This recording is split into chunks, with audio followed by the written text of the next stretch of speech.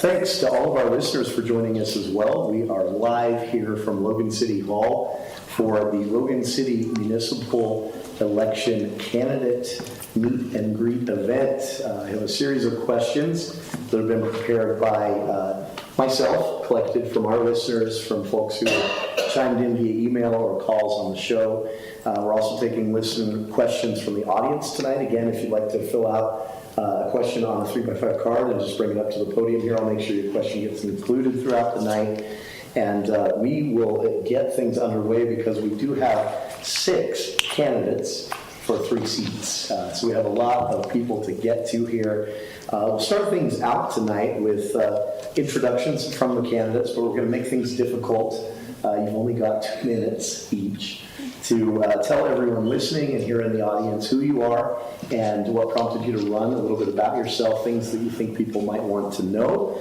And so we'll start just over here on the left side of the die. Joe Needham, go ahead and tell everyone a little bit about yourself. Yeah, great. Well, thank you. Thanks for hosting this, and I'm glad that we are all here together. You have a lot of great candidates to look at tonight, and I appreciate all of them working hard and running. Yeah, my name is Joe Needham. I'm a inner city kid. I served on the city council actually 15 years ago. I've been off the council for a while, and I guess I got elected when I was 27 years old. I ran back then because I cared about our community, and I still am very passionate about the way that Logan keeps evolving.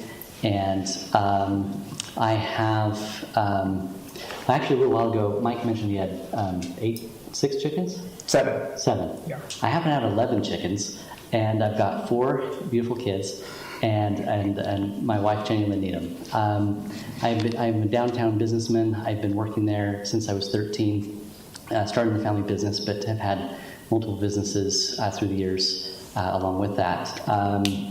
I have chosen to run for city council again because I've sat aside now, as I said, for this time, and see a lot of issues that aren't being addressed. And as I watch Logan evolve, we are losing homeownership, or losing the demographics that make our city what it is.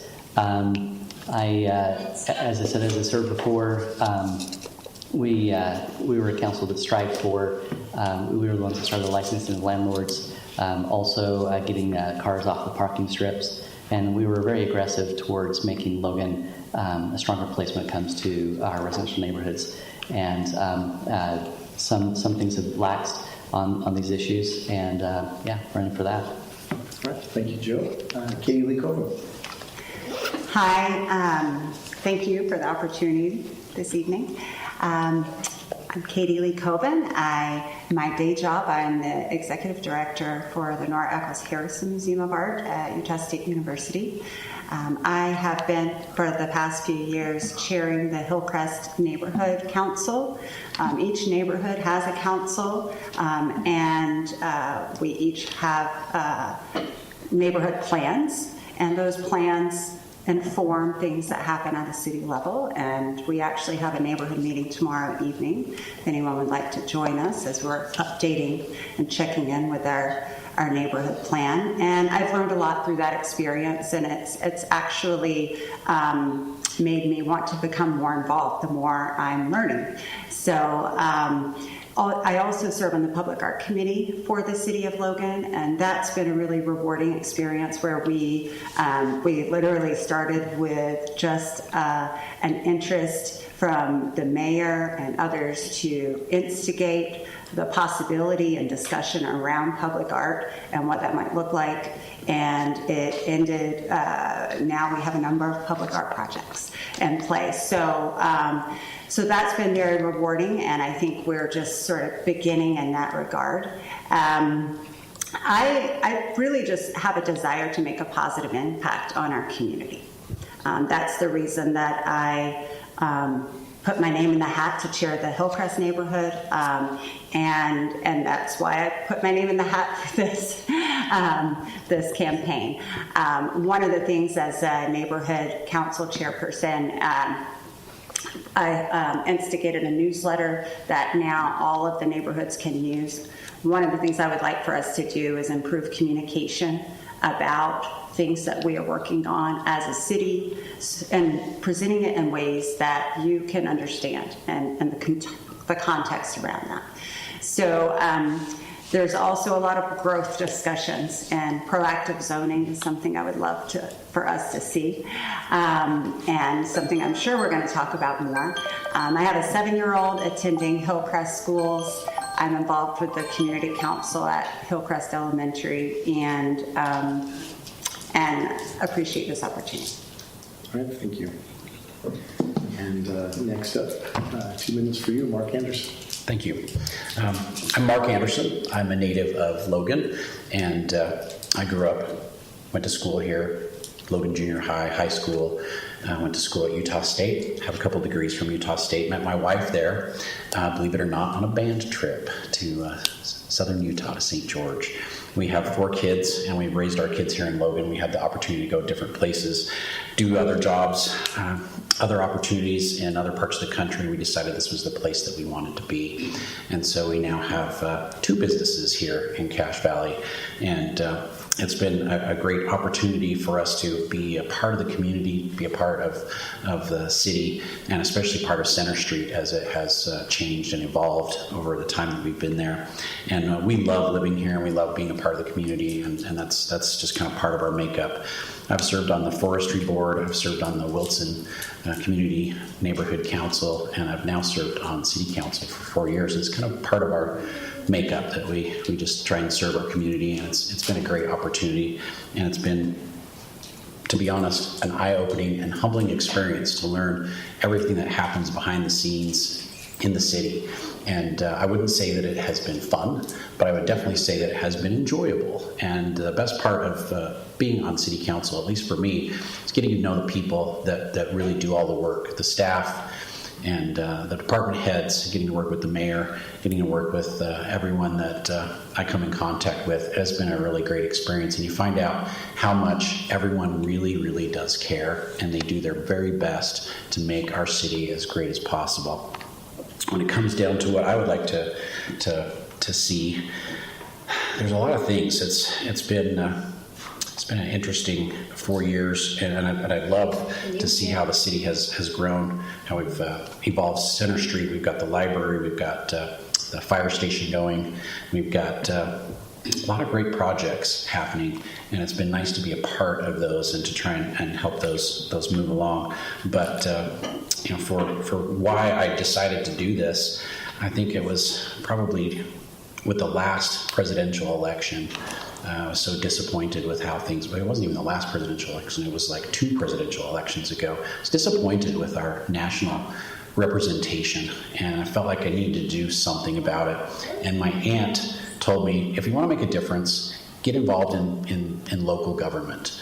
And I thought about it for quite a while, and I figured this is the best place to make a difference. This is where you can make a difference in your community, and you can be someone who can stand up and do something where on the national level it's difficult to do. And so that's why I started to run, and I was glad that I have, and it's been a really great experience to be able to serve each and every one of you, and I hope I can have your support to serve you again for another 4 years. Thank you. All right. And to you, Erin Bennett, 2 minutes. My name is Erin Bennett, and first of all, thank you, Katie, and you for hosting us, and you guys for all showing up, and all the listeners for tuning in and paying attention and caring about what happens locally. I was born and raised here in Logan. I am fortunate enough to have bought a house with Habitat for Humanity in the same neighborhood that I grew up in on the southwest side of town. I have 3 children. All my children are grown. My baby's 23 now. My oldest just turned 27 last weekend.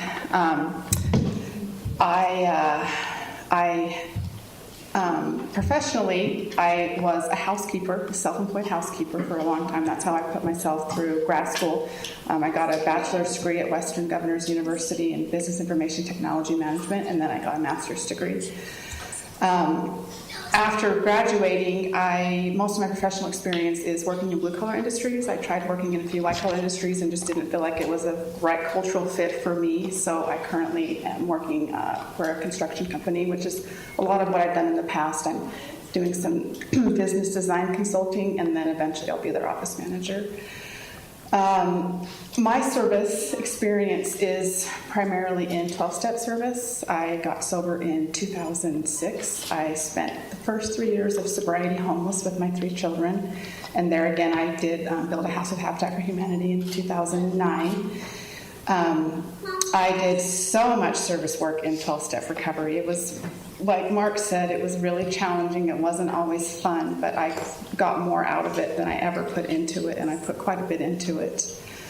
I was very passionate. I am very passionate about service. I found in my life what brings me the most joy is being of service to my fellows in my community.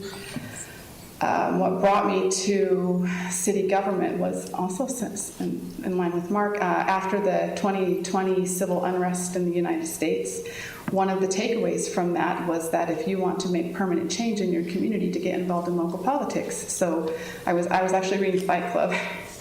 I remember I was reading Fight Club, laying in my bed and thinking, I should go to a city council meeting and see what's up. And wow, was I surprised. I was quite alarmed by what I saw, and the more I learned, the more alarmed I became, and that's what has motivated me to run for city council. Taking one for the team, that's my motto. Thank you, Erin. And Jeannie Simmons, 2 minutes to you. Hi. Thank you all for being here, and thank those of you on the radio. I appreciate the fact that you're engaged in local politics and you're engaged in the future of our community. I'm the senior member of the City Council. I will be completing my 10th year on City Council this year. I have always run and done my job as a City Council person with 4 words, basically, in my head all the time. They're passion, compassion, knowledge, and curiosity. I probably ask more questions than anybody. And I want to know how things work, how they don't work, how we can make them better, and what we need to preserve. So the entire time I've been on the council, and for the next 4 years, I hope to focus not only on our downtown, not only on our traffic, which is amazingly challenging some days, but I want to focus on our neighborhoods. I want to understand better what our neighborhoods are comprised of in terms of character, in terms of history, in terms of their soul. And I want to be able to celebrate that soul, because if we learn how to do that part, I believe that we can grow within our neighborhoods successfully.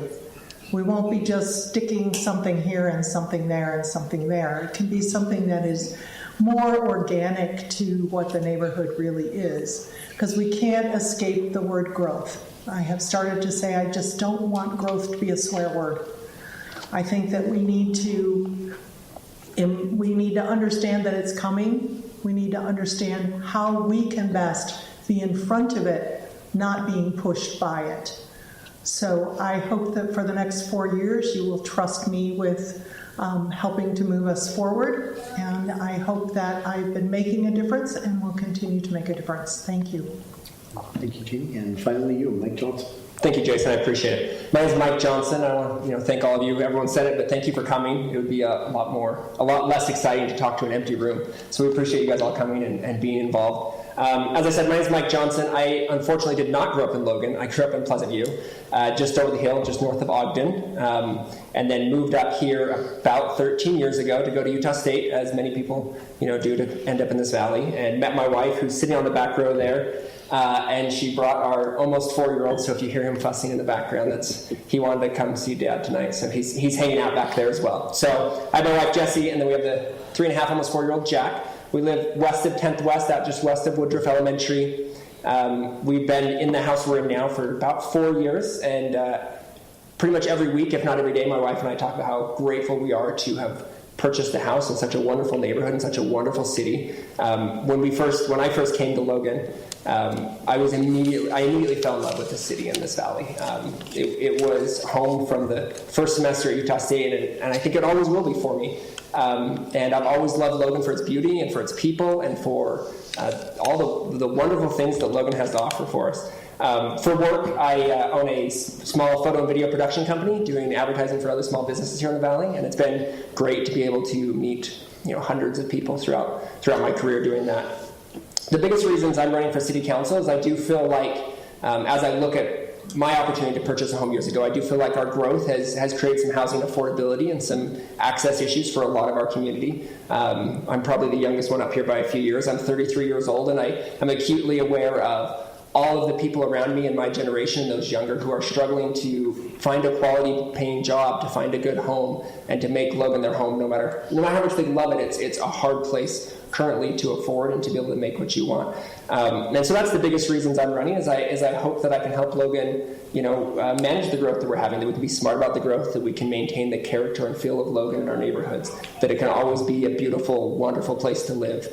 But also a place that we can afford to live, and a place where people can find a quality job that pays well, that they can use their degree for. And so those are the biggest reasons I'm running. There are a lot of things that we need to deal with the growth, but traffic and parks and making sure that our neighborhoods feel wonderful. So I'm sure we'll dive into a lot more, but thank you, Jason. All right, thank you, Mike. All right, we'll reverse the order here for this next question, and a reminder to those listening, those in the audience, this is coming up sooner than you think. Check your registration or update your registration at vote.utah.gov. An important thing to do before that voter registration deadline. And by the way, in person, if you want to visit the county clerk's office, that must be done by November 10th. Election day will be Tuesday, November 21st, and ballots will be going out October 31st to Logan residents who are registered. And those listening in other cities as well, that would apply there as well. So ballots coming out a lot sooner than you think for your municipal races. Get to know your candidates, as we're doing here tonight in Logan City, broadcasting live from Logan City Hall with 6 candidates, taking questions that have been submitted by our listeners, by the audience. And we're going to jump to a question from the audience here, because this is such a great question, and it was thrown out by several of our listeners as well. So 1 minute each on this question that really is deserving of a full hour itself, I think. But starting with you, Mike, working our way down in the opposite direction here. Mike Johnson, the question to you. First, 1 minute, what would you do to increase turnout in the elections? Oh, good question. Obviously, we need to increase turnout. I'm always a little disappointed by the numbers I see in previous years. This year's primaries were okay. I think the biggest thing we need to do is we need education, we need outreach. I think there's a lot we could do to make sure that people know of exactly when and where to register and how to vote. I love that we do vote by mail. I think that's a good option, but making sure that everyone's educated. I think we've kind of missed the gap a little bit when we don't have the newspaper and the radio that everyone listens to quite as much as they used to, and so people aren't as educated. And I think finding ways to spread that via email or neighborhood meetings would be a good option. All right, great. And so, question to you, G. Simmons. What would you do to increase turnout? Okay, you're right, it could be an hour. I think that I agree with Mike. Education is a critical component to turnout. I also believe that creating more opportunities for people to be engaged in everyday government will increase their interest in elections. Because right now, if your life is going on and on and on, and you're happy doing whatever you're doing, and elections come around, you don't see a reason to vote because things are going just fine for you. So I think that we need to get people more involved on a day-to-day basis, and that will increase the voter turnout. All right, thank you. And same question for you, Aaron Bennett. 1 minute. What would you do to increase voter turnout? Well, this question actually arose when I was involved in 12-step service, oddly enough, and the main body that governs how we do our service, they had a workshop on the topic. And the conclusion they came to was that controversy generates interest, right? So maybe if the local media would report on the things that are actually happening in Logan City and the crime that's being committed against residents. I mean, I called the FBI like 7 or 8 times on the recommendation of the Department of Justice. And I've relayed this to local news media, and no one has done any stories on it. I feel like if residents knew that our government and our criminal justice system was violating civil rights and committing crime against residents, they might pay a little bit more attention. Thank you, Aaron. And Mark Anderson, to you, what would you do to increase voter turnout in Logan City? I love this question because this is what I did this year because I wanted to do something different with my campaign instead of just rah, rah, rah, vote for Mark. And so I went out and I made some videos with someone's assistance. Thank you, Mike. And that's been my whole campaign this year is you can make a difference. You have a voice. You can participate in local government. Please exercise your right to vote. And so all the videos that I've been showing throughout my entire campaign, this has been my whole campaign, is about getting out to vote because I feel like there's a deficiency. We don't have enough people that are participating. And unfortunately, City Council kind of falls on those years when there's no presidential election, and so there's a much lower turnout. And so my whole focus this year has been to try and get more people out to vote. So I'm working on it. Thank you, Mark. And to you, Katie Lee Cohen, 1 minute, what would you do to increase turnout? So I don't think government inherently is good at messaging. And messaging in a way that is presented so that people contextually understand it and so that it is accessible for various people to come at the information and have something to say about it. So I think communication is a huge thing that we can work on. In my role as a museum director, we think about communication and interpretation regularly. We do PR and marketing. We have to think about who our audience is, who we want our audience to be, setting goals around those things, and thinking about the avenues in which our constituents receive information. And when we think about it in that regard, then we can start to think about strategies for sharing that information. And sharing that information in a way that resonates with people. So that would be one thing that I think that it's not Logan City, it's just inherent, I think. And I have spoken to, even in small group settings, Governor Cox had asked me to be a part of, and messaging was a big thing that I was discussing with him relative to certain issues. Secondly, we have a lot of students. Sorry. We need to get students registered to vote. They're part of the community. So that would be another thing. All right, Yeah. great. What's that? 1 minute to you, Joe. Thank you. What would do I was just going to add to some of Katie's time. I know that she's done a good job communicating as her chair in her community, in your neighborhood. And she has been adamant about making sure that the word gets out amongst the Hillcrest area. And I think I admire her for that. But I think that needs to be brought more to a whole city level. I think if every neighborhood chair acted like she did, I think they'd be more aware. But I would take it one step further, and that's the city themselves. I mean, there's, is there an email fan base? Is there more stuff on Facebook? I think we need to reach out more with media, and then of course, what the Herald Journal and what the radio group adds to the involvement in the community is quite critical. I think that to get more out, those would be we just need to get more people engaged. All right. Thank you, Joe. Appreciate everyone and the thoughtful answers.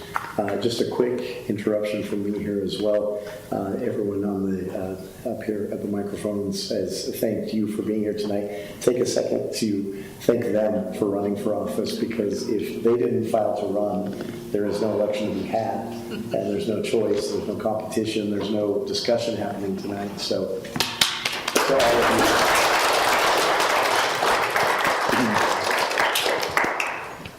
This is a question that I've grouped, probably the question we got the most from our listeners at KVNU on a regular basis heading into tonight's event. And so I've put them all together into one specific question, or one general question from all the specifics. And it's a question of growth. Obviously, in Logan City, people are seeing a lot change around them, a lot happen, and it seems very quickly happening to them. at least in their neighborhoods. And so the question is to all of our candidates, and 2 minutes each to answer this, and we'll start again in the reverse direction with Joe, work our way back to Mike. This, with 2 minutes to answer, is going to be difficult, but the question is simply, is growth happening too fast in Logan? And if so, what ways would you slow it? The second part of that, if it's not happening too fast, in what ways would you speed it up if the growth isn't happening fast enough? The question again is centered around two almost opposed issues, a housing crunch and crisis, and everyone watching their cities change rapidly. So again, the first part, is it happening growth too fast or too slow? And depending on your answer to that, what would you do about that? So 2 minutes to you, Joe. Well, unfortunately, the word is out that Logan and Cache Valley is an awesome place to live. And so since we can't take that back, we do have a lot of pressures are out there. I would not say that Logan is growing too slow. We're expanding all the time. But one thing that's quite interesting is our city does keep growing, but yet our high school is actually shrinking. Last year they nearly had a vote to decrease the school to a 3A school. And so that actually tells me that something's out of whack with our growth. As you know, we're privy with apartments everywhere. We have townhomes. Way back years ago, we addressed the northwest side of Logan because, the Bridger neighborhood, because of all the housing that had gone out there. And so we need smart growth. I know that we at the time created a better future plan for Logan. We need density where density should go. But when it comes to our neighborhoods, they're not being protected. And that's what I'd aim to do, is to put in more things in place to bring our neighborhoods back to residential neighborhoods. We're letting essentially hotels step into our neighborhoods, and that would be the short-term rentals and other issues. When I go to the neighborhoods I've been to, I'm shocked. I grew up in this because I'm on the west side. But when I go to Cliffside and Campaign, I'm surprised how many doors I've knocked on and they say, "Oh, I just rent here." We've got a problem, and that needs to be addressed. But when it comes to the value of homes or the costs that have gone up, it's definitely a fact that we have not been building enough single-family homes fast enough for many years. I mean, we have definite things that have caused that, 2008 and other things. But actually, Mike and I were talking about this last night, that he's been one of the newest neighborhoods, and it's been there for nearly 10 years. And that's on, down there by Woodruff Schools. We need more single-family homes, and we need to expand our residential neighborhoods. All right. Appreciate your answer, Joe. And 2 minutes to you, Katie. Is Logan growing too fast or too slow? And depending on your answer to that, what would you do about it? So Logan is part of Utah. Utah has grown 20%, I think, population-wise over the past 20-ish years. We're one of the fastest growing states, as most people know, in terms of growth. Logan, it is compounded, of course, because we have beautiful mountains around us, and we are not part of this greater Wasatch Front growth, which also has the same issue. But we have a supply and demand problem. The rest of the state does too. COVID compacted that. We are not unique completely in the situation that we are dealing with, but we are constricted by which I said during the last Meet the Candidates event. Logan City has 15 square miles to work with. Where is that land that is available for development? How is that zoned? How are we thinking strategically about diversifying those options and opportunities to be inclusive and thoughtful about various home ownership options and levels of income? And something else that I think I am uniquely sort of positioned to think about, working at Utah State University, and I was just in a meeting recently about enrollment, and there's a press release that came out yesterday about enrollment. We have things happening at the state level that really aren't talking to one another. We have the Utah system of higher education that has metrics that encourage universities and fund them based on percentage of growth increase.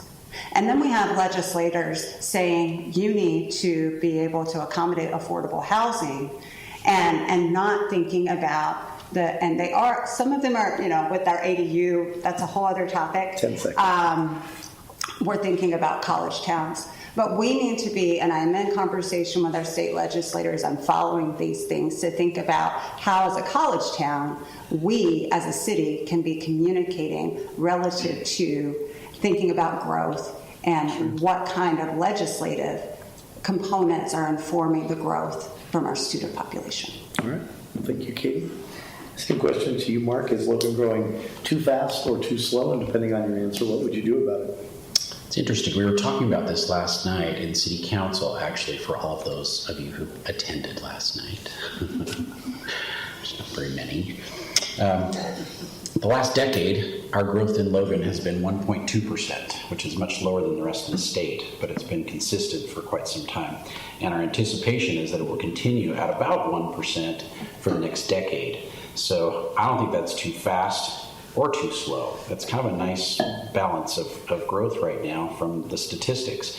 I've been in a situation in business where we've grown too fast, and it's very difficult to control that growth and maintain it and adapt to it. If you're not growing fast enough, you're dying. Your business dies if you don't grow, and so you have to continue to grow. So a 1% to 1.5% rate of growth is optimal. We've expanded a lot of commercial opportunities. There's a lot more places to shop. There's a lot more places to eat in our community than there have been in the years past.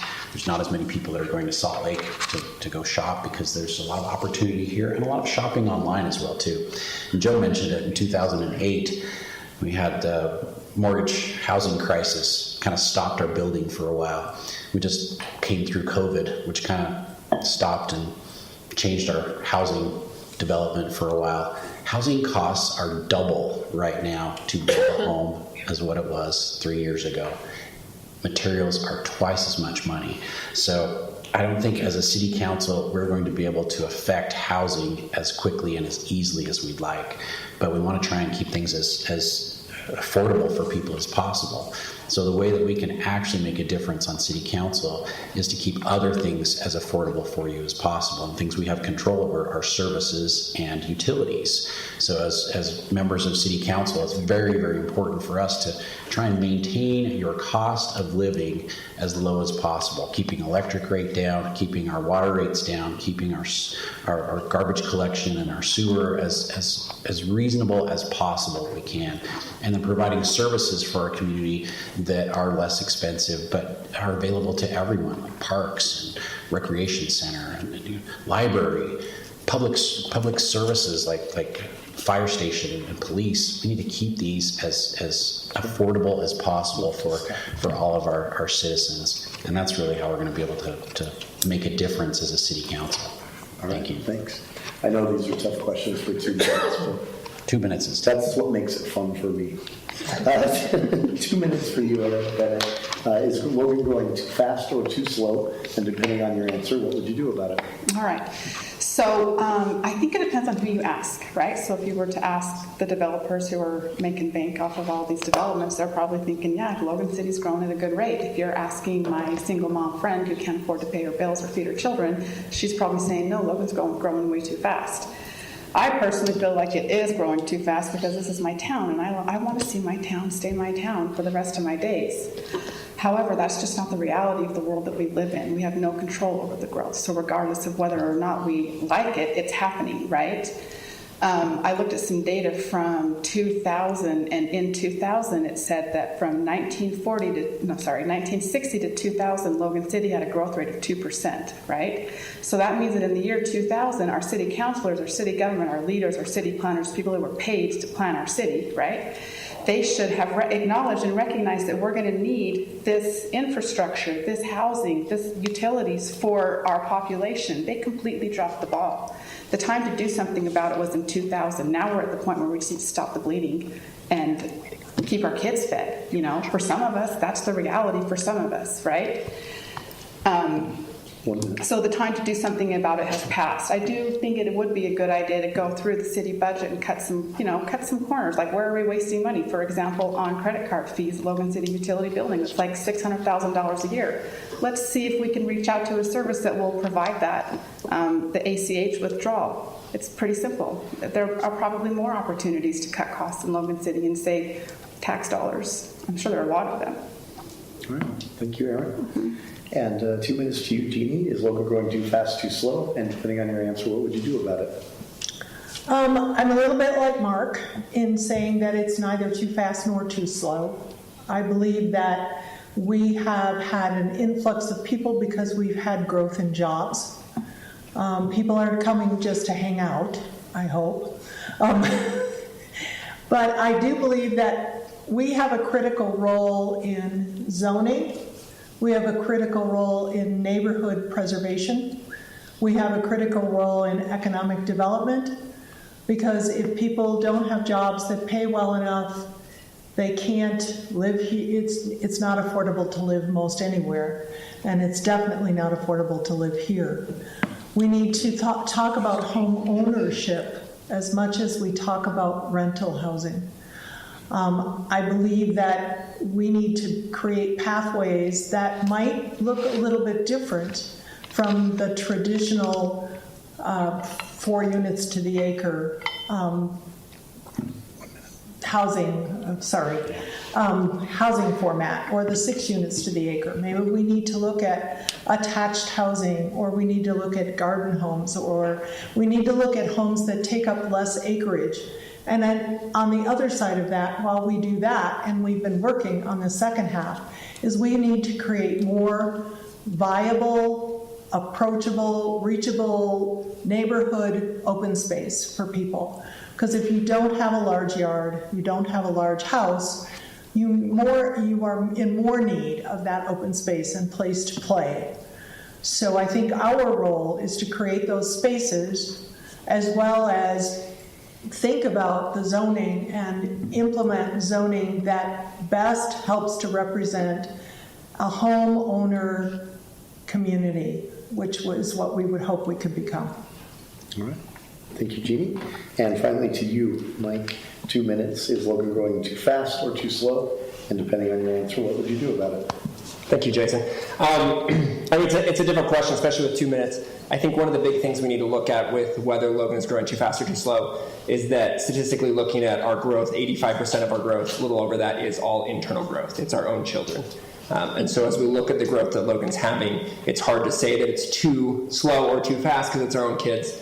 And, I would love my kid to be able to live here too, and I'm sure most of you would love your kids living here in the valley close by. So I don't think I can say it's too slow or too fast because I want our kids here. But when we look at the growth of the actual product of housing, I do think we are too slow on that. Obviously, we need to be very, very careful and manage that growth so that Logan maintains its character. But we do need more housing supply. Almost anyone looking for a house now will tell you that it's very hard to find a house, and that has made houses more unaffordable. So looking at, as others have said, looking at smarter zoning to make sure that houses can be affordable and the city's not restricting it too much. Looking at our higher density areas. I know most people don't love high density, but there are going to be areas that Logan's going to need that, especially with the university here in town. We are going to need higher density. But making sure that higher density fits Logan, making sure that higher density is close to amenities, making sure that higher density has parks and walkability, and is a place that people want to live. There's definitely a segment of our population that is going to want to stay in higher density housing, and so in those multifamily units, and so making sure that they're quality units that have what you want nearby because you may not have your own backyard there. And I think another big part of this is as I mentioned this in my intro, that making sure that our jobs are growing with our housing. We are getting a lot of growth in housing, but we need to make sure that we're getting high quality, well-paying jobs so that people can afford those homes. It's a hard question, but being that most of it's our own kids, I think we're growing at the right rate because we want to keep them here. All right. Appreciate the answers again from the candidates. A reminder to listeners as well We are broadcasting live from Logan City Hall. 6 candidates here vying for 3 seats. You can find out more at loganutah.org. They have a candidate guide there and everything you need to know for the election. Ballots will go out October 31st, and election day is Tuesday, November 21st. So this is all coming a lot sooner than you think. Please take the time to go double check your registration, update your registration at vote.utah.gov. They make it really easy, and there's no reason for you to be surprised this far in advance, but it is coming sooner than you think. So take the time, vote.utah.gov. Moving right along here for the sake of time, because surprisingly we're more than halfway through. Everybody relieved to hear that. We'll shake the order up a little bit on this next question. Again, 2 minutes, and again, 2 minutes is extremely unfair on this question. We got a lot of this from our listeners. We have the question submitted by someone here in the audience tonight, and so I'm going to group them all together and give you 2 minutes to answer on this each, starting with you, Aaron, and then we'll work to your left and back around to you and wrap up with you, Mark. And this is a question about growth again, but it's a question about sustainability in that growth. Some of the specific questions we got, for example, can the city do more to adopt electric vehicle fleets? Can the city do anything, being one city in the valley, about air quality? Or is that a state or a regional problem? Those are some of the specific questions we got. Does the city set any goals to reduce carbon footprint in light of climate change and global warming? Those were the specifics. So the general question to all of you is just that when it comes to the city and sustainability, whichever angle you want to take on this, what should be done? And 2 minutes starting with you, Aaron. Okay. I would like to I don't know exactly how this all works, but I would love for Logan City to become a Bike City USA. That would be fantastic. I was driving down the street the other day and I saw a bunch of cars and I thought, what's the best way to get all these cars off the road? And then I thought, bicycles. That's a fantastic idea. Also, I just got an e-bike. I don't know if anyone has one of those, but it's not an exercise. It's not a workout. They're fantastic. I love it. And there are a lot of community action groups. We are so fortunate in Logan City to have so many smart people that work here, live here not only with the university, but just people who are actively involved in their communities. And there are a lot of bicycle advocacy groups out there. What I would like to see, not only bicycle advocacy groups, but also clean air advocacy groups, to open the doors of Logan City. You know, these guys talk about how to get people engaged. Well, if you have an idea or an opinion or a thought that doesn't benefit someone's friend, they just ignore you. It becomes a situation of, the narcissistic abuse, learned helplessness. Why should we even try if no one's going to listen to us, right? I want to listen to all of you, and I want to do my best to help implement all your great ideas to make our community better for all of us and our children. All right. Thank you, Aaron. And to your left, we'll move this way slowly. Jeannie Simmons, sustainability in general, what can the city do? Logan City is purchasing electric vehicles. They are not always, it's difficult to buy at this point in time to purchase an electric front loader, but we're working on purchasing electric vehicles as they are functional for what is needed for the city. We also have a group of individuals, wide-ranging from the university and the community, who talk about our sustainability and talk about how we can be better. We have a goal to reduce our carbon emissions and reduce our increase our renewable portfolio, and we have a date set for that. And I don't know exactly, right off the top of my head, I don't know the date. But we are working toward that. We have hydropower, we do generate and purchase our own electricity. We run our own electric plant. So we are able to participate in solar farms. We've participated in 2 solar projects, one in southern Utah, one in Box Elder County, that will provide a substantial portion of our renewable portfolio for the electric component of our city. Sustainability is also in conservation, in my opinion, because I believe that we only have so much water, and we need to be aware of that, and we need to be careful how we use that, and that needs to be in the forefront of our conversations as well. All right, thank you, Jean. And moving to you, Mike Johnson, sustainability in general, what can the city do? Perfect. Thank you, Jason. There's a lot of factors to sustainability. I want to try to hit 3 of them, if I can, in under 2 minutes. But I think one of the big ones when we look at electricity, I have been happy to see that the city has, and I was just a few months ago that they finished their project with the new solar farm, and I'd like to see more of that as we go forward. In terms of the residential side, I would like to see more benefits, more incentives for residential solar. I know across the city of Utah, Rocky Mountain Power does a really good job with incentivizing residential solar, and I think Logan could do better at that. Another point that I think is important is looking at our air quality and our traffic with that growth, and part of that is going to be as we increase the density in certain areas as we need to, ensuring that our transit and our walkability and our bikeability, making sure that we have quality bike lanes. I was actually talking to a couple people before this meeting that it's kind of hilarious to go past our elementary schools at drop-off and pickup time, and I would like to see better walkability and bikeability, especially around our elementary schools, so that those kids that are inside the bus limits could easily ride their bike on a safe bike lane to school, so that we don't have to have thousands of cars every morning idling outside the schools as they try to drop off and pick up their kids. I think would be helpful, and other areas around the community I think as well, increasing our transit times, and obviously Logan City isn't in control of CBTD, but we do have a say on that board, and working with them just as that grows to ensure good transit options. And the last one being water. Water is obviously a huge issue in Utah. We got lucky last year with our snow, but I think we're going to see that for years and years to come.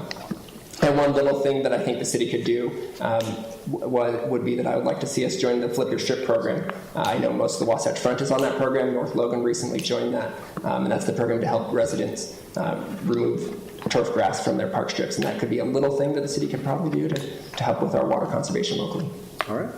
Thank you, Mike. Jumping all the way down here to the end for you, Joe Nino, 2 minutes. Again, the question, sustainability in general. Any angle you'd like to take on it? What can the city do? There's a lot of things we have done and a lot of things we continue doing. When I was on the city council, we had the opportunity to buy into IPP3, a coal plant, and just 3 of us on the council actually turned it down. It was not popular at the time, but we actually helped kill the IPP3 coal plant in central Utah. So it's definitely something I'm very passionate about when it comes to sustainability, which actually moved me to create the Renewable Energy Board of Logan City, which is still functioning today. It's a great group. I actually was talking to someone the other day who said, yeah, I'm on this committee. And I said, oh, tell me more about it. I let him talk for a while. When I finally said, don't worry, I know all about it, I made it. But we needed, that pushed us into a clean energy future. I also, we started and enacted net metering, and at the time it had more benefits, and Mike is right, that we could have more benefits with that. In fact, council census actually made it less enticing to add solar within Logan City, and I think that was disappointing when that was backed away from, as well as the benefits that we had in place. Let's see, we can, with sustainability, I guess I'll get back to at least the last question was also brought up, is saying that the City Council can't maybe do much for housing. There is a neighborhood nonprofit grant that should offer $7,000 for home, for first-time home buyers in Logan. I've called them, and their grant hasn't even been working in 3 years because of the ratios in which Logan City restrictions, they said, is what they told me. And by getting people back into homes is actually renewable as well. All right. That's my time. Thank you, Joe. No, you have 30 seconds. Sorry, that's 30 seconds. Oh, I'll take more 30 seconds. Yeah, I'll keep on going. I'm so That's sorry. like 3 seconds. Okay. I'm so sorry. But also, preserving our green space parks, bikeability is always at the forefront. All right. Thank you. Appreciate the answer, Joe. And 2 minutes to you, Katie Lee Coven. Sustainability, what can the city do? Okay. I think it is good that we have some plans in place and goals from a city standpoint. I think some of our limiting factors are the size of our city relative to what capacity we have with our renewable portfolio and what we've tried to accomplish. I think we've done a pretty good job there with our nuclear. I think the board that Joe was talking about, I didn't know you started that. I have talked to a couple of members of that committee, and they are experts in this areas, and I think really informative and helping the city shape some of these goals. In terms of water conservation, I think the state has been starting to implement some incentives. I think there's more that needs to be done there, and more, I think, advocacy from the city standpoint on how the state can help support things like the Flip the Strip program. I have our neighborhood, we've been discussing this and asking about trying to implement this for a while. So thank you, Mike, for mentioning that. Can I make a correction? Don't put this off for minutes. Apparently, Jeannie told me I'm wrong. We do that we do have to flip the strip in the past year, so I should have looked more recently. I need to study more. We have So let's have a flip the strip party, Katie. But We'll all tear out our dress. we don't pay for it, Sure. but we do have regulations and all that. Chaos. So I think Sorry. that's okay. Give her extra time.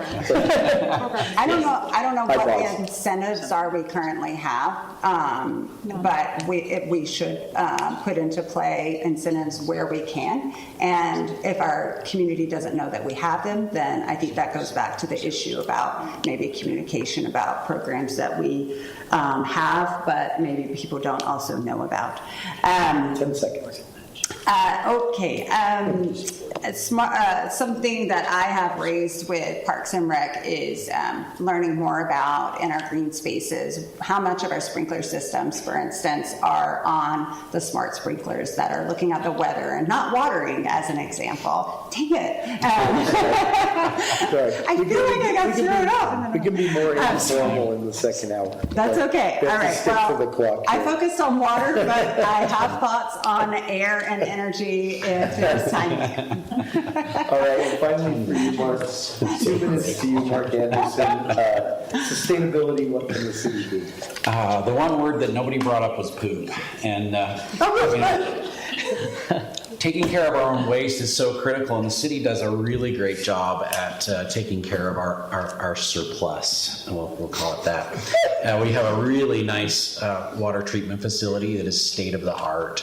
There are very few communities in the United States that has as amazing a water treatment facility that we have, and it produces byproducts that are biosolids. We can take all of our green waste and we can mix that with our biosolids. And right now I'm hoping that you will all be able to get free compost in the near future, because we're composting our green waste and our biosolids at the same time, and none of it's going to landfill.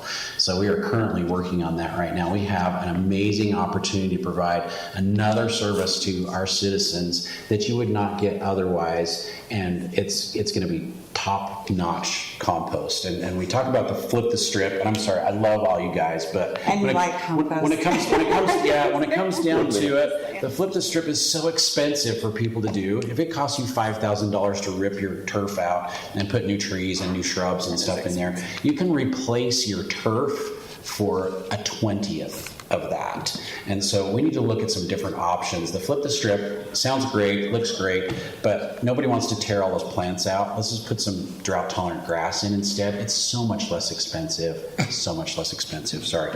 But when it comes down to it, we are taking care of our waste. We can do a better job, and we can utilize that, turn that into something productive instead. But when it comes down to it, we've got to find a better way to like supply energy, a cleaner way. And I love that we're looking more and more at electric. I would love to look in the future at some hydrogen generations. We do our own energy. We have generators. We can run those on hydrogen. We're even cleaner. And what disappointed me the most as a member of City Council was we had an opportunity for everyone to come and say something about us participating in a nuclear program. And that night, there was no one in the room. There was no one. Wrap up on that extremely negative note. So,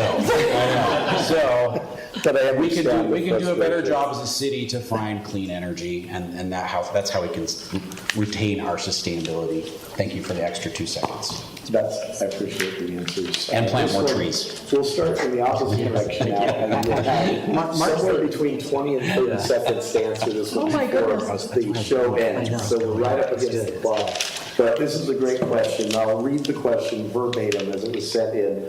I'm 71 years old. I have plenty of time to look at websites, Facebook pages, and even campaign materials to learn about these candidates, where they stand on the issues. What I want to know is their character, how they make decisions. Can you ask the candidates the last time someone changed their mind and why? 30 seconds to each of you to do this. That's all the time we'll have left. Starting with you, Mark, working to your right and back around.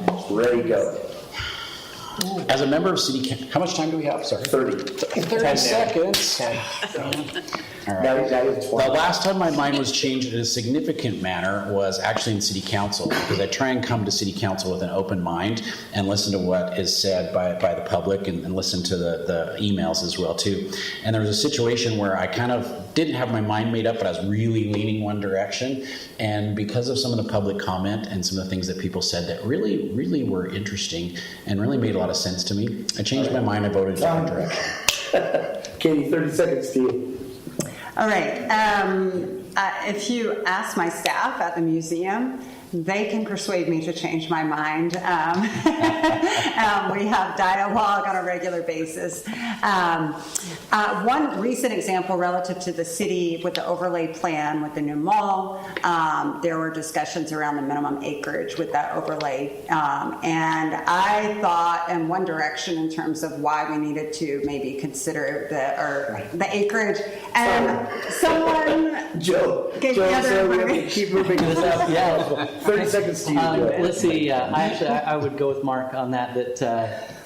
Well, I have many experiences where people sway me. I try to go with everything with an open mind. But a mistake I made a long time ago when I was on the council, it was about some zoning changing. Land was getting downzoned that was out north. It was commercial, and the owner came to me and said, "Hey, please don't let that get downzoned." And I said, "It makes sense where it should be." And then, of course, through the regular political process, I felt bad that I had given him my word saying, yeah, I think it's perfect where it was. And in the end, I changed my mind and said, and that's actually where the family place is today. All right. Mike, to you, 30 seconds. Last time your mind was changed. Fastest answer we can get, right? I think if we're thinking politically, one of the big things that I've changed my mind on recently has been mixed-use zoning, and our plan development overlay that the city has started doing to have a little bit more say in how our areas. I wasn't a big fan of mixed use when I first started looking into it years ago, but I think there are really, really good areas where we can use it to increase the vibrant character of our downtown neighborhoods. All right. And to you, Jeannie. So one of the things that really comes to mind was my first meeting running Planning Commission. And I had the former chair tell me to limit conversation to 30 minutes and did not tell me to limit the individual to 3 minutes or 5 minutes or whatever. And what happened was one person took 20 minutes, and I vowed then and there that if people came to a meeting, I would always let them speak, because that's what's important. Perfect. And quickly, thanks to our listeners for tuning in. Stay tuned here on KVNU. The Aggie Coaches Show is next on KVNU. Before we wrap up, the final question of the night goes to Aaron Bennett. 30 seconds, Aaron. The last time your mind was changed. Okay, so I don't know if you're familiar with the 16 personalities, but my personality type is a commander. And true to that personality type, I make decisions based on facts and data. I stack up facts and draw reasonable assumptions based on the facts and the data. And I am perfectly happy to change my mind at any time if presented with facts and data that lead me to a different conclusion. All right, I appreciate that. Okay, we're off air now. We can be mean, we can take our time. I appreciate everyone for being here first, and thank you. That was such a risk on that last question, but it worked out perfectly. And sorry, Aaron, I had to get the station ID in before we went to your question, but you still got in. We hit it on the nose, believe it or not. You guys are pros. That ends the live broadcast portion of this, but I've been told by Teresa that we don't have to rush out right now, although they would rather you're not still here at 10 o'clock tonight. We're still on YouTube on City Everybody wave. Say hi, everyone. Okay, so We can make up tutorials on YouTube. at least keep some decorum then, since we're still streaming on YouTube. This was a question. So one of the strangest things that happened this time around, we always get, when I submit requests for questions from listeners, we always get a lot of like questions that can be grouped together into one single question, and that of course happened this time as well. But we had a different set of questions that was really interesting to me that we haven't gotten at other kind of events in other cities. And what it says to me is that a lot of Logan residents, this is a guess, but a lot of Logan residents are looking ahead. A lot of Logan residents are looking at change. They're looking at things that are happening with the planet. They're following the news each night, and they're thinking, where does all of this go? And so I wanted to ask all the candidates a question tonight in kind of an informal style where, obviously respecting each other's time and giving everybody a chance to at least get some of an answer in. I'd like to actually just initiate a discussion amongst you all about the future of Logan City. And so grouping all of these questions together into one single question basically comes down to this: what does Logan look like in the next 10 years? And then a follow-up question to kind of tack onto that. Are you happy about that? Would you like to slow that, change that, direct that in any specific way, which I assume you're running for office, obviously the answer to that is yes, direct it in a specific way. But it's such a big, broad question, and we got so many of these questions that would fall into the same category. What is Logan City 10 years from now? How does it differ from today? And again, many of those questions were people basically saying, how can we stop this? Others were saying, how can we make sure we do this but have control of it and do it in a smart way? Others were basically just expressing frustration or even at times anxiety about it. So I decided that might be a great way to wrap up the event tonight with, and there's no way to time a question on this. It would be so unfair because there are so many aspects of this. So take it. Who wants to go first? It's a broad question without really specific I'll go answers. first. I got my hand up first. I put my hand up. I knew it would start a fight. This was the goal. If you would like to go first. No, you go. Okay, all right. I'm pretty sure I have my hand up first. My vision for Logan City with my crystal ball and my lucky rabbit's foot is there's a couple things I'd really like to see happen. And I've seen Logan change and grow over the last 30 years that we've been here and raised a family. There's some things that I really like and some things that I don't. But when it comes down to it, there's some things I think on City Council we can really affect. And one of those is recycling. We've kind of had to put recycling on the back burner, and that's something that we can look at again and do a better job. Unfortunately, COVID kind of shut a lot of our opportunities down to recycle a lot of things, and I think those opportunities are going to come here in the near future that we'll be able to do a better job at recycling our waste, and that would be amazing if we could have a better place to put those things. I love the gathering places that we've built on Center Street and on Center Block. So between the plaza and Center Street, it's amazing to see how many people come there, whether they're citizens or whether they live just in the valley or people that are coming from outside of the valley, and they love it. I had 2 people call me today to find out how we make Center Street look so amazing from different communities. Yeah. The poop that I was talking about earlier. So, but it's a place where people love to come and hang out. I looked today at 70 degrees, the sky was blue. There were people out there eating pizza and having chocolates and drinking coffee, and it's a wonderful place. I would like to see 2 more of those in Logan. Possibly, maybe Church and Farrell is a really great place to do that. Maybe it's Second North. Maybe it's a different street. I think we should do a couple more of those because it's really revitalized our downtown, and it's made a greater place for people to gather and to just do things. If you didn't come to the Pumpkin Festival, you missed out. It was amazing. It was so much fun, and the amount of people that were there having a great time, I didn't hear one negative thing about it. Those are great activities for our kids and for our families to participate in. We need more places to be able to do that. One thing that I really think we can have an impact on when it comes to housing is student housing. And I feel like we need to start at the bottom to fix our housing problem. And if we can get better and more available student housing, and we're going to open up a lot more starter family homes for our citizens, for our residents. And that's really where we need to start. That's where we can make a difference as members of City Council. Maybe partner with Utah State, maybe partner with the state and find some locations where we can build better student housing.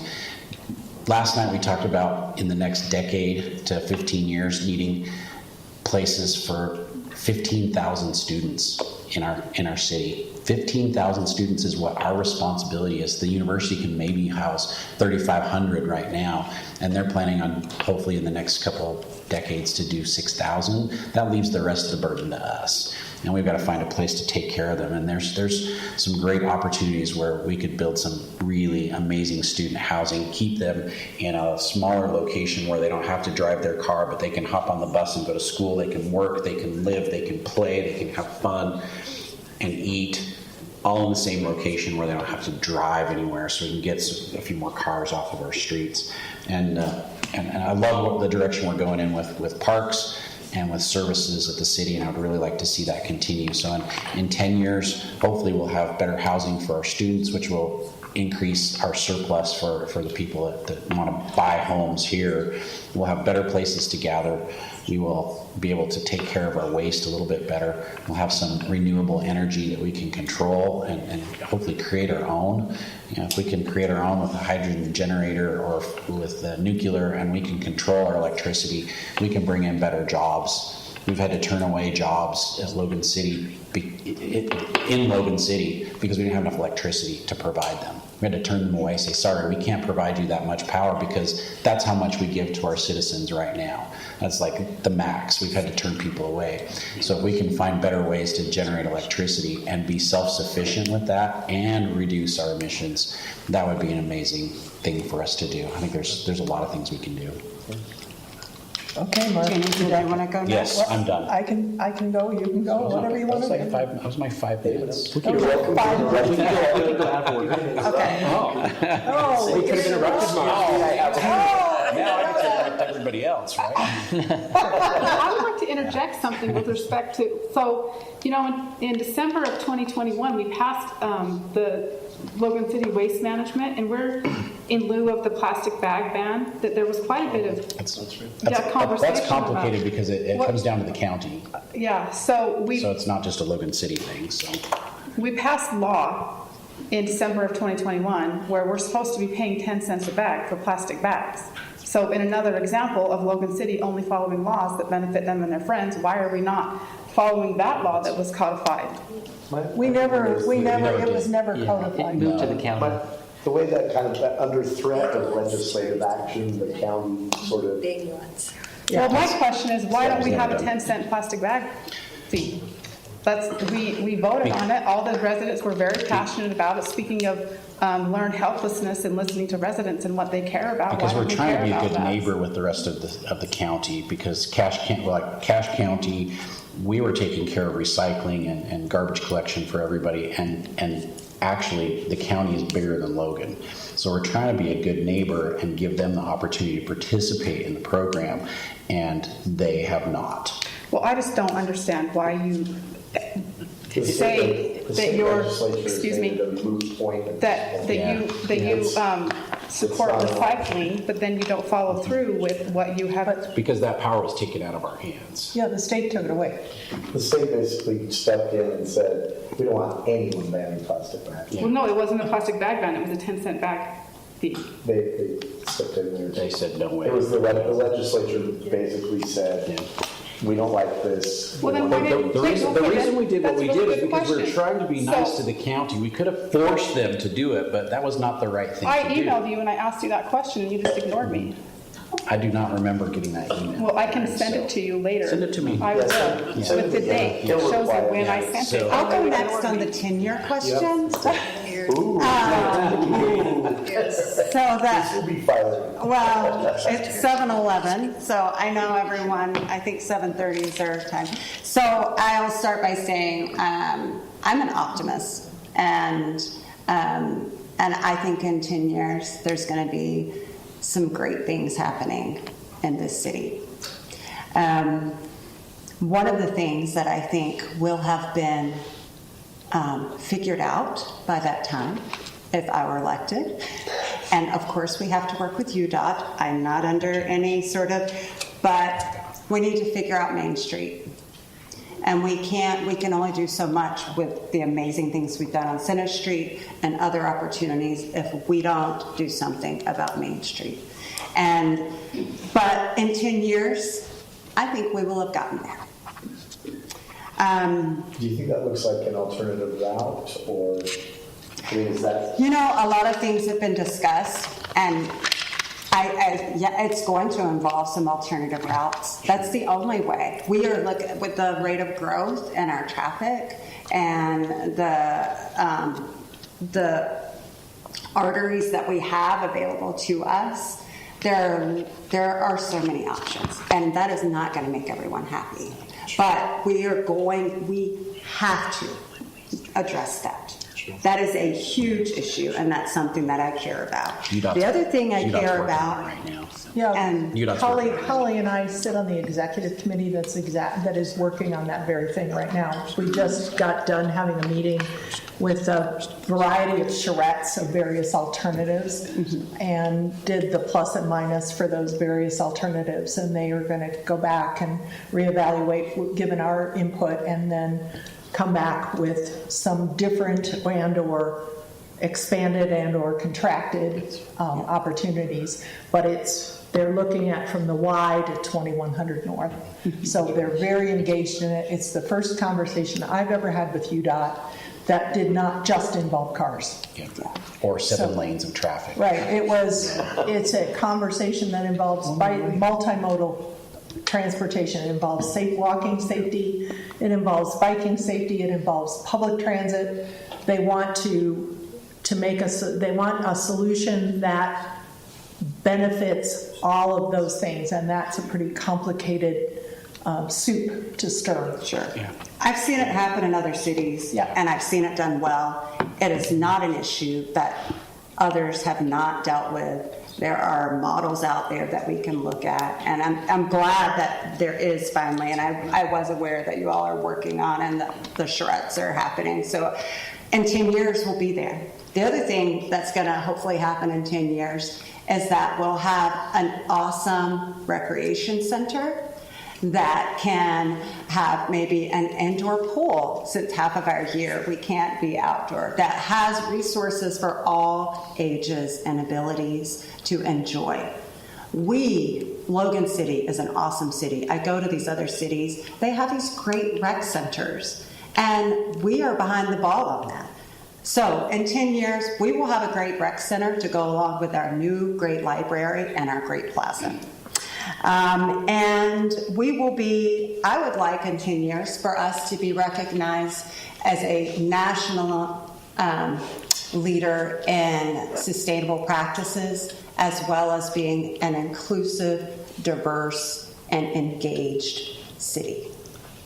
What that means, I'm not sure yet. I'm not on city council, but we'll have to figure that out. So those are my thoughts of some things that I would like to see in 10 years. All right, well, so we're going to stay. We go next. So I'll go next. I think Jeannie was, yeah, Jeannie. Your vision for 10 years down the road. Well, if I had a crystal ball, everybody would be happy, healthy, and living in their own house. But I don't exactly have a crystal ball, so I would like to influence it by enacting legislation that creates a variety of housing types that people can own, because I think home ownership is important. I agree with Mark in terms of the university population does encroach on our housing stock and our housing affordability.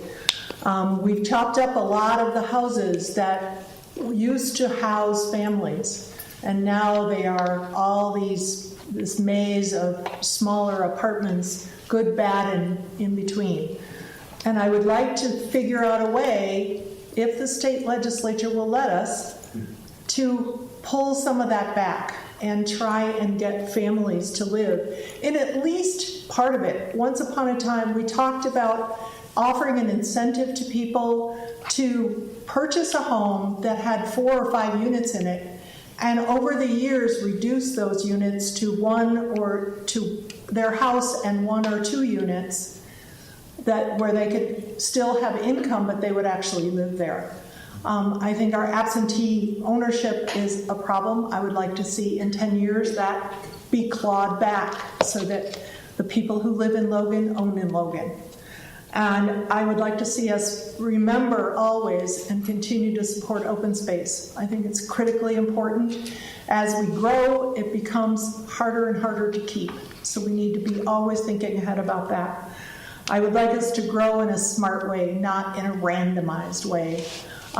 Some days I get very frustrated that we grow a little bit randomly because of the people who own the property and what they expect. We are a personal property state. I don't think in 10 years that's going to go away. So people have a right to do stuff with their property. We do have a right to zone it if the state legislature doesn't take that away from us too. And I would like us to remember that we need to be economically dynamic. We need to create jobs. We need to incentivize people coming into the valley and especially into Logan that will provide decent living wages for people and challenging work. I think that it's one thing to have a job, it's another thing to have a job that you really love and that you're really passionate about. And I have that job right here. It's a good job. Do you want to go, Joe, or do you want me to go? Go for it. Okay. In 10 years, I've got like 3 pages of notes here now. Perks of sitting here and listening for a minute, too. You have time to collect your thoughts. But I think one of the biggest things... Teresa is a much more strict timekeeper than me. If we go beyond, she'll... We got time, right? You got 30 minutes for me? Kidding, go Is that ahead. correct? I'm just kidding. I think one of the biggest things I would like to see... Sorry, what was that? This is fascinating. One of the biggest things that I would like to see is we've seen over the last 40, 50 years that our percentage of renters has gone up and our percentage of homeowners has gone down. And I would like to see that reversed. I think there are a variety of things the city can do to encourage that. At the end of the day, it is private property, but I would like to see the city focusing on home ownership, making sure that people can afford their homes. And I think with that goes hand in hand the character of our neighborhoods, the way they feel, how people feel about the neighborhood, which also increases your voter turnout and your education because people love their neighbors and want to live in that neighborhood. So I think increasing our home ownership is going to be a big goal for me, is to make sure that people can afford their home and they can buy that house.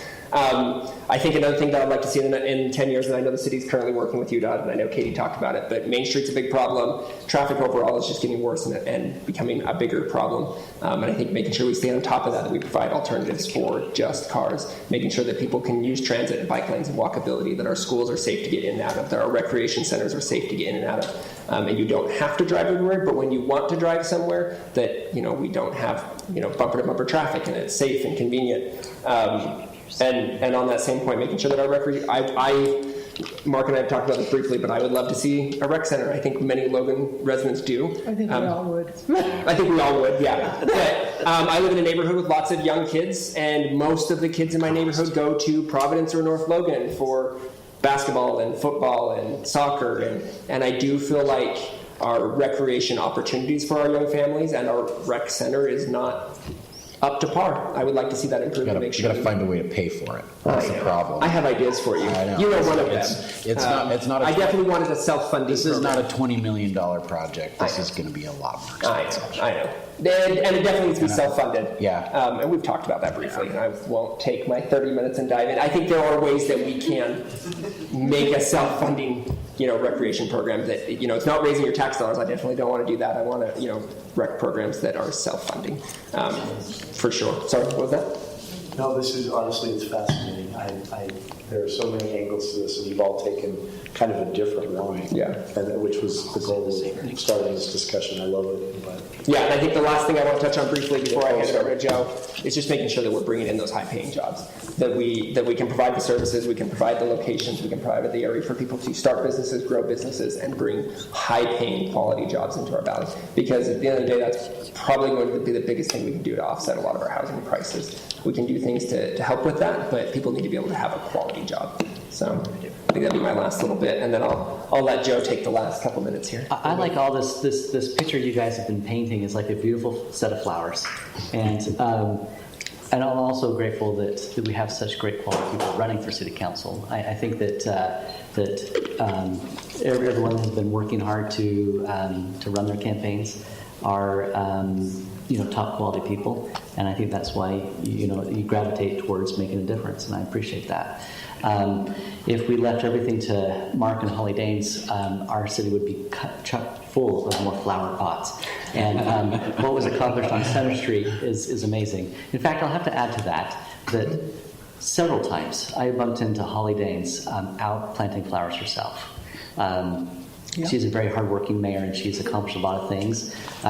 When I sat on the library board, after I was on the council for years beyond, there was always this talk of a future library. There's always been talk of more downtown housing. There's been talk of Center Street improvements, sidewalk improvements. And we've accomplished a lot over the years, but somehow it all just happened to domino effect as Holly has been there. And but what do I see Logan to be in the next 10 years? I think it's going to be a lot the Logan we have today. Well, actually, not a lot changes overall, but the feel of Logan needs to stay the same. Our neighborhood's quality will be better as long as we put forward some of these things that we even talked about tonight. We need to be a little bit more creative as a city to get more single-family home neighborhoods building, and we need more bike lanes. We need transportation that would be a little more conducive to. We need a more porous road system, and we have been working on that. The connections we made to Providence on both of them. That's 100 West and then also 100 East have been something to help mitigate some of the pressure on Main Street. The biggest challenge we have with Main Street is that the majority of our residents, this is all across the valley, live on the upper benches, and so their first major connection is right down there.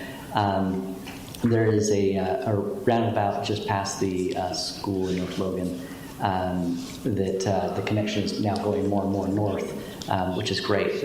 We just need to get cars a little more off of Main Street through side routes and have a more porous system. But when it comes to Logan and its quality, like I said, we need to have more single-family homes being built. We need to be more creative in incentivizing. Impact fees are one thing that have discouraged people from building in Logan. In fact, really, if you were to drive around and look at how many homes you see being built in Logan right now, it's very few. You drive around the county, you see a lot. I guess a phrase I don't want to say, I mentioned Mike last night, and he said, well, that's not good. But it's unfortunately the truth right now. And that is, Logan's a great place to live, to rent, while you're building your home in Nibley and Smithfield. And that needs to turn around. We need to make sure that the homeowners can be here in Logan City and want to be here. Again, as I mentioned, Logan High School has been slipping for years. In 10 years from now, I want to see Logan High be strong. I want them not to have to cancel AP classes because they don't have enough students interested in it.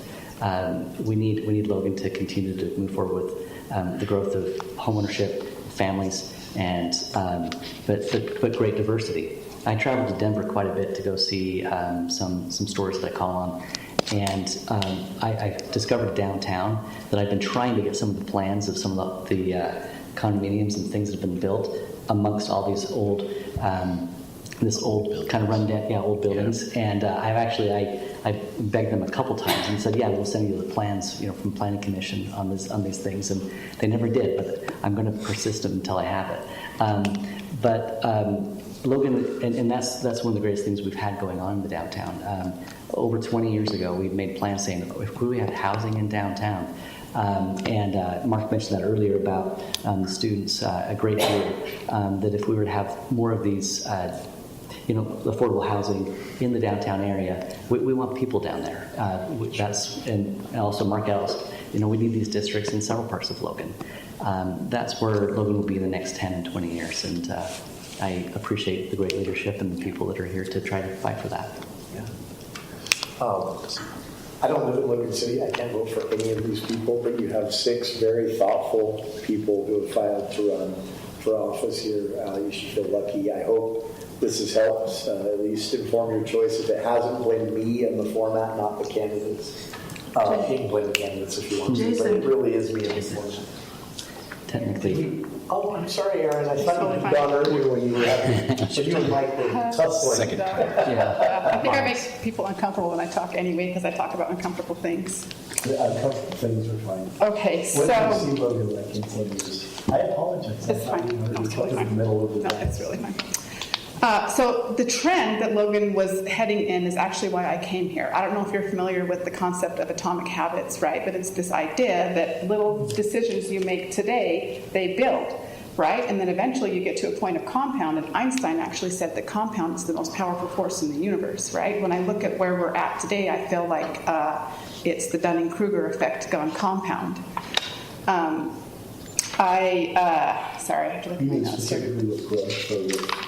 With Logan City governance, actually, with Logan City governance. So there again, like I said, the point to do something about the growth and where we were headed was 20 years ago, and now we're just trying to stop the bleeding. Yeah. Let's see. So what I see now is that we have a situation where the city is thriving at the expense of the residents, right? And that's what Plato called the worst kind of city. I see a lot of myopia with respect to decisions made by the city council. I mean, the reason why we're here is because of our governance and our leadership. That's what brought us here. One of the things that I learned in business school was how to break down big projects into simple tasks, right? So we have all these great ideas, but how do you get there? Just talking about great ideas, it's worthless, honestly. How do we get to these places, right? I have a plan, a great plan, to implement some culture building tools, leadership training. I would like to focus on leadership among the city council as opposed to governance, and offer training for our councilors. I'll give you an example. It was about a year and a half ago, I went to a meeting downstairs. It was on the topic of building in wetlands. And at the beginning of the presentation, and there were probably like 50 people there, at the beginning of the presentation, the presenter said multiple times, "We have a lot of information to get through. Please hold your questions. We have a lot of information to get through. Please hold your questions." And then a good 1/3 of the meeting was dedicated to answering one counselor's questions, right? So, and I'm thinking to myself, couldn't this person write down their questions and ask them later? We were even defining words for this one counselor, and I thought, man, don't they know you're supposed to write down the words and Google them on your own later? And then I walked away and I thought, this person, they're in their 50s. It's been a minute since they were in college. Maybe they don't know how to take notes. And honestly, that's fair. That's legitimate. Why don't we offer our counselors some training on how to take notes? Maybe offer some training on empathetic listening skills, right? Those are very simple tools. That's what we use similar tools in 12-step service. We had guidelines, we had traditions, we had codes of conduct. I mean, we could create a code of ethics for Logan City. One of the things I think we should include in there is that if you are a business owner in Logan City and you are elected to government, you are no longer eligible to do business with the city. I feel like that's fair, and it creates a culture of ethical conduct within the city, right? If you look at the culture of Logan City right now, I see a lot of crime. I mean, I called the FBI 7 times. I don't know if anyone here is familiar with the special litigation section of the Department of Justice, but they've sent me 2 emails, and they're coming to investigate our city for crime against residents, you guys. Things are really bad. If we keep making these decisions, where are we going to trend? What kind of a quality situation are we going to be in the next 10 years? They literally, Cache County took one of my clients to jail in a gurney, in an ambulance. Yeah, that's what's happening right now in our community. If we continue this practice, where are we going to be in 10 years? Where are my kids going to be in 10 years? I sent my kids out of the state because I'm afraid of them living here. I'm afraid of retaliation. Okay. Sorry. What would you like to see change with that? Well, when it comes to crime, here's the thing. Is there a So specific? you get what you get, right? Culture is established by leadership from the top down, whether you do my brain, whether you do it intentionally or not. So we create intentional culture building tools, leadership training, just regular training, right? Like I mentioned, the code of ethics. Also, we could invite residents from the community to come in and give us training, quarterly training at the very least. A decision matrix. Okay, so how do we make decisions at the Logan City Council? One of the things that should be considered in a decision matrix is stakeholders, right? So for example, a lot of people have different impact from decisions that they make. I believe that children on that matrix should carry the greatest weight. I believe that we should be making decisions in the best interest of our children. Now, speaking of myopia, I'm going to define that. I looked it up. It said, myopia is defined as lacking intelligent foresight or intelligent insight. The government still has a myopic attitude towards public spending. So a couple of weeks ago, Logan City went to Logan City School Board and asked them to give us money for developers for the RDA grant fund and take money away from our children in our schools to help. That's not true. That's not true. That's absolutely not true. Well, no, the mayor didn't go to the school board and ask them to That give generates us that generates more money for our That's not schools. how the funding works.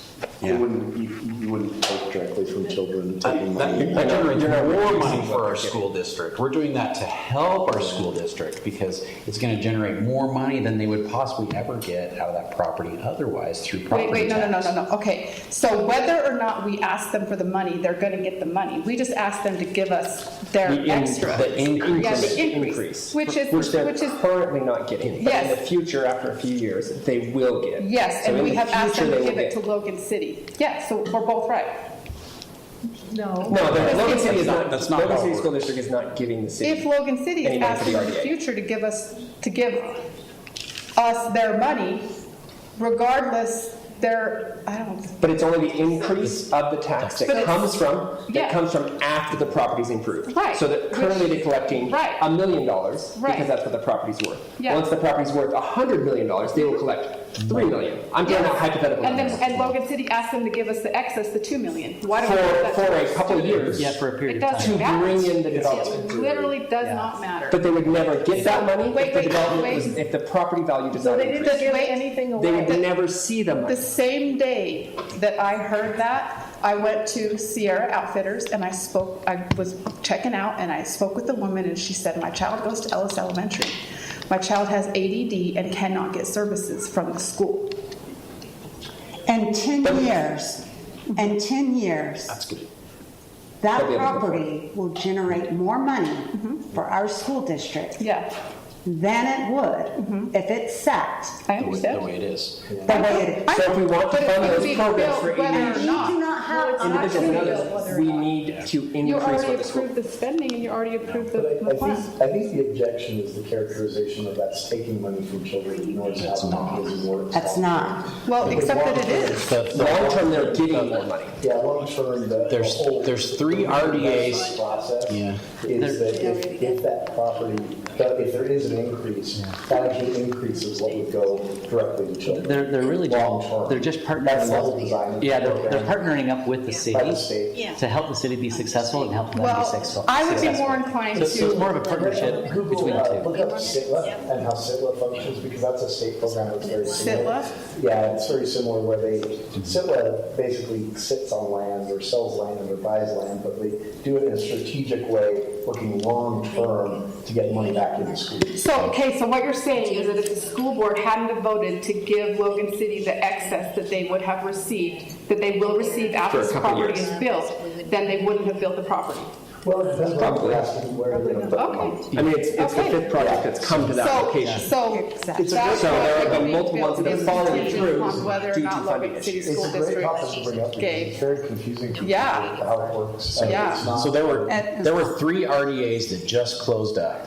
They generated, what was it, Gene? $300,000 a year now for the school. I thought it was closer to $1 million. 1 million this year. Okay. Was it this year? And the school district, the superintendent sent us a thank you because that's money that they would never have gotten without those RDAs being developed. So they give up a little bit of that money for a short time, but then all of a sudden those property taxes are coming right to the school district. So it makes a huge And that's $1 Once million. again, only giving up And the mall the project would increase. not have been Yeah. built had Anything Logan City that's $1 School million Board not a voted year to they give wouldn't have had otherwise. Logan City the excess.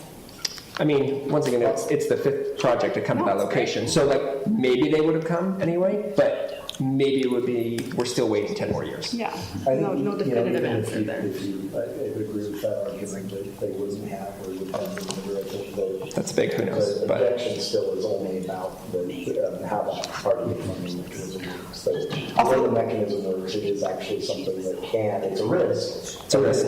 But it can actually generate more money for kids long term. And historically for Logan City has. Yeah, historically for Logan. Very, very, very, very good. And Cache County. And Cache County, Spend a whole sure. hour on And that Cache process County. of why that is the case. And county. Yeah. The Wasatch Front, for some reason, not as much left in some areas, which I would love to hear someone explain one day because I don't understand why they would have. Obviously, this isn't the whole reason. Well, no, we're not going to. We won't bag on Ogden because I still have siblings that live there. So there is no rule. I'm thinking a gate across Sardine Canyon. No, I'm kidding. That's no, but I think, obviously this isn't the only reason, but I think in my experience of the last few months, I've been able to meet almost everyone, that runs our city, and I've been very impressed with how thoughtful they have tried to make sure that everything works out for our citizens. I have been shocked at the number of times and the extra effort that our city employees and our current city council have put into things. Even when currently, I'm running for council, but I'm just a regular citizen, and I can call up any of our council members who I'm running against, and they are happy to sit there and talk to me, or answer my phone calls, or answer my emails, or let me swing by and buy them lunch, and Go talk to Lucky Public you, Works. they ignore or talk to me. Public Works. Right? Yeah. Because they know I'm always So how do I get? Maybe you got to show up with chicken sandwiches. I don't know. What's your secret? Chicken sandwiches. It's chicken sandwiches. No, I don't so know. if we There was one of brought them. chicken sandwiches, they might give us bike lanes. But no, but they're willing to talk to you, and I've been impressed. Really? They totally ignore me. Don't wild. even say that, Aaron. I've sent you invitations to go sit down and have coffee and Yeah, have but then lunch, you and lie to you me. completely You lie to ignored me. So We can go back a little bit.